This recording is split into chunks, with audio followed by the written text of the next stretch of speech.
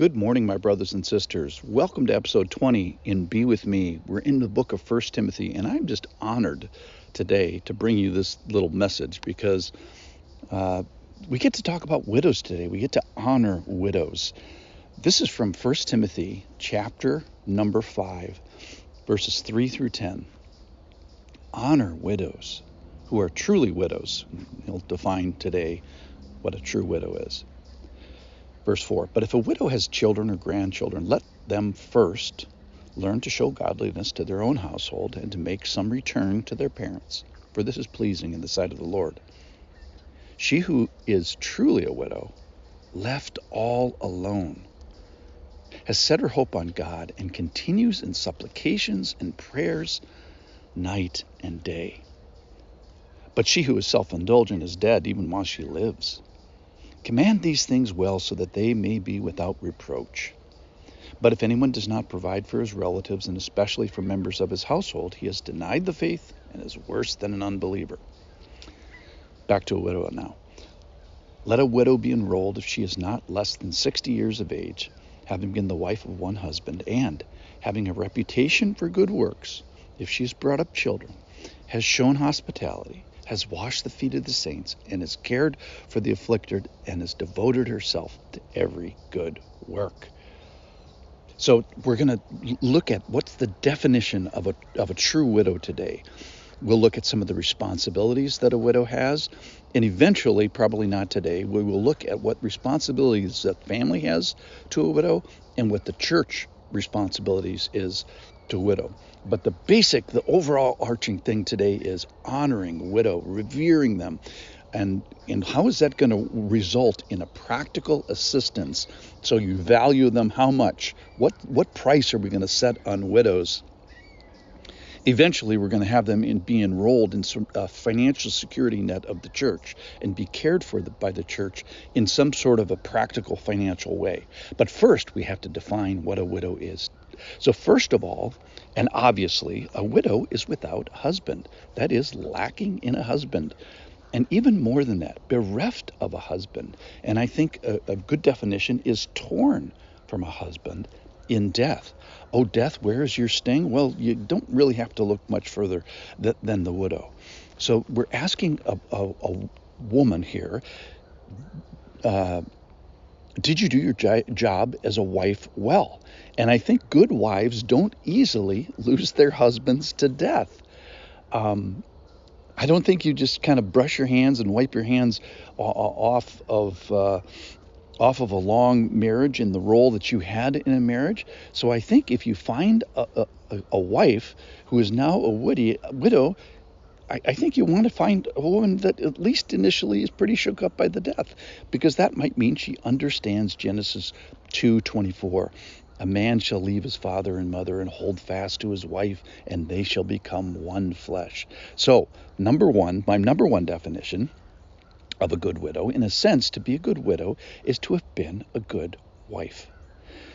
So there's a verse here that says a widow is truly all alone.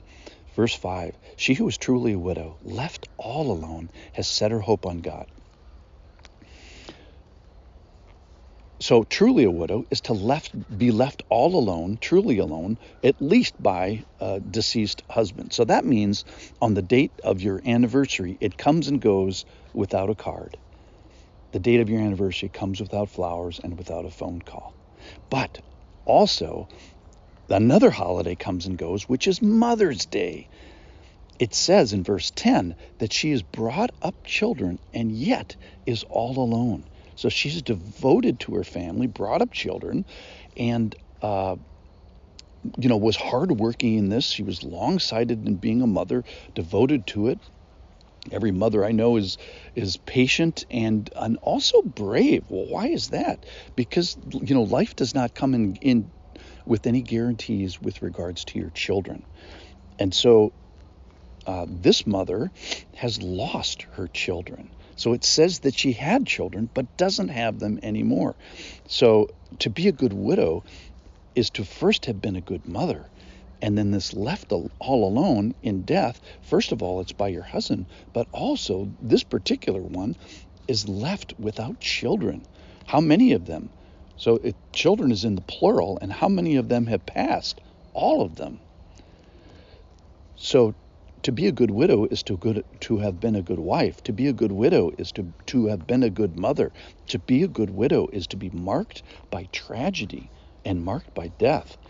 It's this faithful woman is torn both from her husband as well as from her children. So to be a good widow is to be all alone and yet not all alone. She has set her hope on God. She's a believer. She's faithful. She loves God. She is loved by God.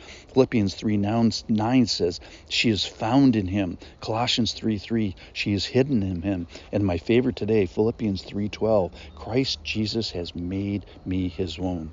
So the fifth point is to be a good widow, is to be all alone and to be only his own. That is, owned by God. So when tragedy and circumstances and death finds you alone, will you be owned by Christ? So when the sting of death tries to orphan you, it finds you not alone. So the teaching points today is, if you're still married, I think, or pre-married, I think focusing on your attention as a wife or a husband or as a spouse, I think that is an honorable task.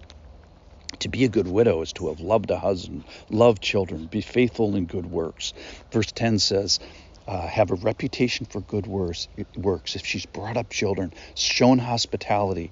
Hospitality is to the other, the foreigner, the needy, the poor, the culturally displaced person, a person who's been faithful in marriage, faithful in bringing up children, faithful in washing the feet of the saints. So that's not just the people outside the church, but also she's not a stranger to the doors of the church, faithful in the afflicted, and this is not her first day in tragedy. So to be a good widow is to be all alone. In a sense, to be a good widow is to have been a good wife. To be a good widow is to be a good mother. To be a good widow is to be marked by tragedy. To be a good widow is to be all alone and not nearly alone. To be a good widow is to be all alone and only his own. A true widow is all alone and not nearly alone. She is owned by God, and she is owned by the people of God. And in so doing today, join me today in honoring widows. Thanks for listening.